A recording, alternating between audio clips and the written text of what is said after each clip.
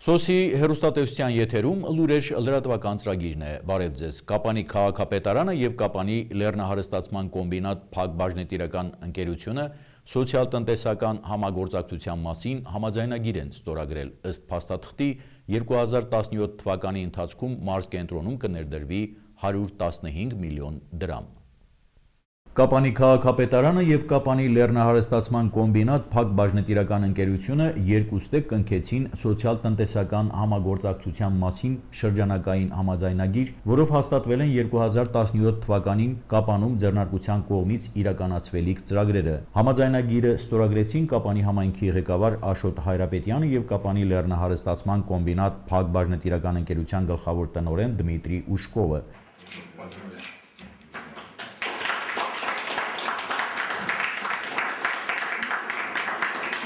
Վերջին ամիսներին ընկերությունն ու քաղաքապետարանը քննարկել են վերջինիս կողմից ընկերությանը ներկայացված եւ ֆինանսավորման կարիք ունեցող խնդիրների ցանկը։ Քննարկված առաջարկներից ընտրվել են այն ծրագրերը, որոնք առաջնահերթ են համարում եւ որոնք միևնույն ժամանակ համահունչ են ընկերության վարած քաղաքականությանը։ Մանրամասները բնականաբար հասանելի կլինեն հանրության համար, միևնույն ժամանակ համաձայն մեր ունեցած պայմանավորվածության տարվա ընթացքում բոլոր ծրագրերը ունենան քննարկումներ եւ ընթացիկ եւ այդ ծրագրերի ավարտից հետո։ Միևնույն ժամանակ պետք է ասեմ, որ ընկերության եւ համայնքի կողմից ստեղծվել է հանձնախումբ, մշտական հանձնախումբ, որը կմշտադիտարկի կատարվող աշխատանքները եւ բարբերաբար կներկայացնի համայնքին եւ ընկերությանը աշխատանքների ընթացքը, ինչպես նաեւ դրանք կապված հնարավոր խնդիրներ։ Միևնույն ժամանակ ես եւ ընկերության տնօրենը բարբերաբար կարծում եմ առանցակը մեկ առնվազն ելույթ կունենանք հանրության առաջ եւ կներկայացնենք կատարված աշխատանքների ընթացքի, ինչպես նաև պետական զարգացումների были выбраны наиболее приоритетные. Ընտրվել են առաջնահերթ ուղղությունները բնականաբար վերլուծությունից հետո, կարծում եմ այդ ուղղությունները արձագանք կգտնեն համայնքի բոլոր բնակիչների սրտերում, կլինեն իսկապես օգտակար, կօգնեն լուծելու սոցիալական խնդիրները։ Մեր համաձայնագիրը երկարաժամկետ հեռանկարի համար է, այդ պատճառով 2017 թվականը առավել նշանակալից կլինի մեր հարաբերությունների համար։ Աջակցություն կստանան նախադպրոցական եւ դպրոցական ուսումնական հաստատությունները, կոմունալ ծառայությանը կհատկացվեն աղբատար մեքենա եւ աղբարկղեր, կմաքրվի ողջի գետի հունը, սա ծրագրերի ոչ լրիվ ցանկն է։ Համաձայնագրի շրջանակում 2017 թվականի ընթացքում համայնքում կներդրվի 115 միլիոն դրամ։ Լեռնահարստացման կոմբինատի տեսադաշտում է նաեւ Մեղրին, այժմ մշակման գործընթացում է համայնքի հետ սոցիալ-տնտեսական համագործակցության համաձայնագիրը։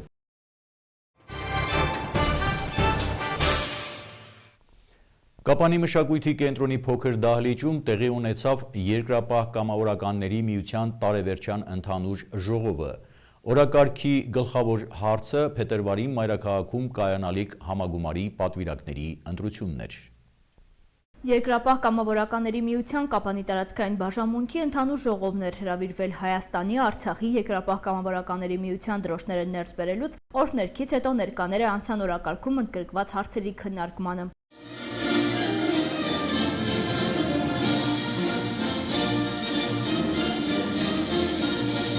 Փետրվարին նախատեսվում է Երկրապահ կամավորականների 11-րդ համագումարը, ժողովի օրակարգում ընդգրկված հարցերից մեկն էլ տարածքային բաժանմունքի պատվիրակների ընտրությունն էր։ Կապանի տարածքային բաժանմունքից մենք կարող ենք ընտրել հաշվի առնելով եւ երիտասարդ երկրապահներին եւ մեր զոհված ընկերների, որոնք շարքում են, դրանց նույնպես հաշվում ենք, ընդհանուր թիվը կազմում է այսօր մեր ընտրվող պատվիրակների 18-ը։ Շնայդ եթե ավելին երբ խնդիր չի լինի, 5%-ը կազմում է 18, որի 25%-ը պետք է լինեն իշխական սարի ներկայացուցիչներ։ Պատանի երիտասարդ երկրապահների ակումբի գործունեության, անելիքների ու ծրագրերի մասին նաև խոսվեց։ Կապանի տարածքային բաժանմունքի Պատանի երկրապահ ակումբի գործունեությունը Վարդան Ստեփանյանը ներկայացրեց։ Ընդգծելով 2014 թվականին այն վերակազմավորվել է։ Ակտիվ մասնակցություն է ունենում քաղաքում կազմակերպվող միջոցառումներին։ Սկզբնական շրջանում ակումբը ունեցել է 57 անդամ, իսկ այս պահին 33։ Ակումբի սաներից 20 տղաներ են, 13 աղջիկներ, որոնք բոլորն էլ անցել են սերժանտահրամանատարական դասընթացներ։ Վաշտն ունի 18 կրտսեր սերժանտ, 10 ավագ զինվոր։ Մարտական գործողությունների մասնակցի կարգավիճակին վերաբերող խնդիրները առանցքային ուշադրության արժանացան։ Երկրապահները հետաքրքրվեցին, թե ինչպես է այն տրվում, ինչպես է որոշվում, ով պետք է ստանա վկայականը։ Գործերը այնպես չի, որ թղթերը դուք հավաքեցիք, պապի մեջ դրեցիք, տվեցիք եւ այդ գործը այդպես գնաց, այդպես չի լինում, այդ գործերը ուսումնասիրվում են, այդ գործերը նոր մարտական ուղի ձեր տված արդեն այստեղից ներկայացած թղթերի հիման վրա նորից մարտական ուղի մենք ձևակերպում, արդեն եկեղեցի նախագահի անունից այդ գործերը անհատական ամեն մեկը, ամեն մի թուղթը ուսումնասիրվում, նոր ներկայացվում է հանձնաժողովին։ Անում գործերը որ հստակ է, անպայման նա ստանա։ Հիմա մի քիչ մի ամիս էս կողմ, երկու ամիս էս կողմ ենք կողմ, բայց վերջում ստանալու։ Պահի եւ անհրաժեշտության թելադրանքով ապրիլի առաջին օրերին Սյունիքից հարյուրավոր կամավորներ մեկնեցին առաջնագիծ հայրենիքի սահմանների պաշտպանության համար սկսված համազգային միասնության շարժումը կապանցի կամավորներն էին նաեւ գլխավորում։ Ունեցանք եւ զոհեր եւ վիրավորներ, վիրավորներին ցանկանում ենք առողջություն, իսկ մեր զոհված ընկերներին փառք իրենց։ Ես իմ խորին շնորհակալություն եմ ուզում հայտնել բոլոր այն ղափանցիներին, ովքեր ոչ միայն իմ անունից, այլ եկեղեցի նախագահ Զորավար Մանվել Գրիգորյանի եւ վարչության բոլոր անդամների անունից մեր խորին շնորհակալությունն ենք հայտնում բոլոր այն ղափանցիներին, ովքեր ապրեն այդ դեպքերին, կանգնեցին եւ ղափանը ամենայն դեպս ղափանը իրոք շատ բարձր մակարդակով, մարտական շատ բարձր ոգով տրամադրությամբ կանգնեցին։ Մեր շնորհակալությունը ձեզ։ Մանվել Գրիգորյանի միջնորդությամբ Արցախի կառավարական պարգևներով մարտական ծառայության մեդալով պարգևատրվեցին նաև կապանցի երկրապահները։ Հանդիսավորությամբ պարգևները հանձնվեցին տերերին։ Արմեն Բաբկերի Գրիգորյան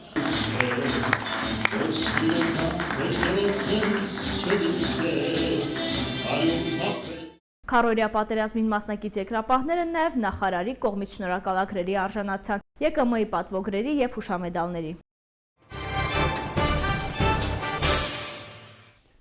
Ձմեռը եւ կրկին ձյուն է եկել, տխրողները տխրում են, ուրախացողները ուրախանում, իսկ եղանակը հիշեցնում է.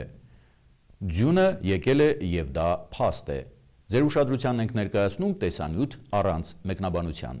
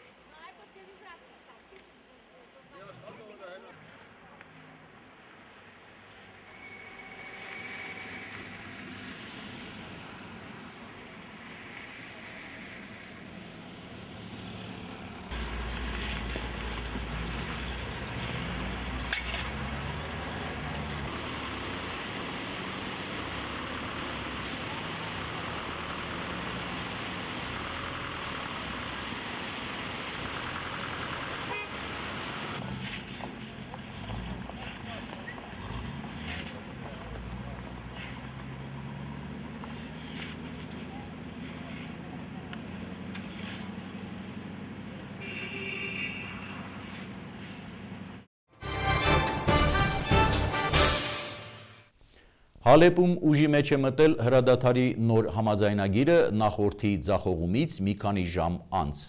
Շաբաթ օրը տեղի ունեցած կրկնակի ահաբեկչություններից հետո Բեշիկթաշ ֆուտբոլային ակումբի երկրպագուները հավաքվել էին Ստամբուլի մարզադաշտում իրենց թիմի առաջին խաղին։ Թողարկումը շարունակում ենք միջազգային լուրերով։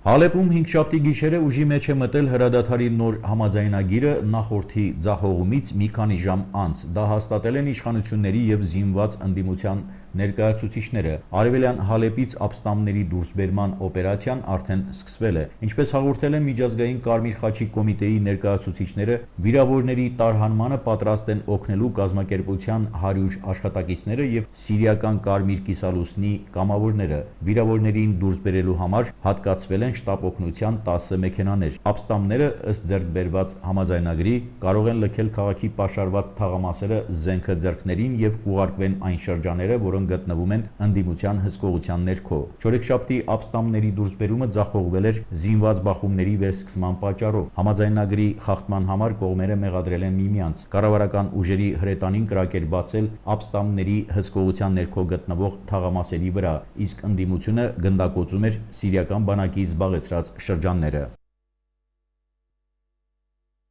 Բեշիկթաշ ֆուտբոլային ակումբի երկրպագուները շաբաթ օրը տեղի ունեցած կրկնակի ահաբեկչություններից հետո հավաքվել էին Ստամբուլի մարզադաշտում իրենց թիմի առաջին խաղին։ Մահապարտների հարձակման զոհ էր դարձել 44 մարդ, ավելի քան 160-ը վիրավորվել էր։ Նոր խաղը կազմակերպվել էր անվտանգության ուժերի ուժեղացված հսկողության ներքո։ Ահաբեկչություններից հետո քաղաքում տեղի են ունեցել բողոքի զանգվածային ցույցեր ընդդեմ ահաբեկչության, իսկ ցույցերից մեկին մասնակցել են Ստամբուլի բոլոր առաջատար ակումբների երկրպագուները, ովքեր սովորական օրերին թշնամաբար են տրամադրված լինում միմյանց հանդեպ։ Ահաբեկչության պատասխանատվությունը ստանձնել է Քուրդիստանի ազատության բազաներ խմբավորումը, որը կապված է Թուրքիայում արգելված քրդական աշխատավորական կուսակցության հետ։ Դրա հետ մեկտեղ Թուրքիայի հատուկ ծառայությունների տվյալներով ահաբեկչությունը իրականացնողներից մեկը Թուրքիա էր ժամանել Սիրիայից։ Չորեքշաբթի Թուրքիայի նախագահ Ռեջեփ Թայիփ Էրդողանը հայտարարել էր ահաբեկիչների դեմ ազգային միասնության մասին,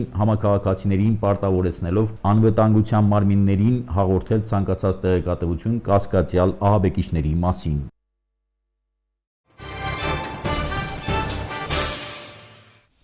Սոսի հեռուստատեսության եթերում լուրեր լրատվական ծրագիրներ։ Ես ձեզ հրաժեշտ եմ տալիս մինչ նոր հանդիպում։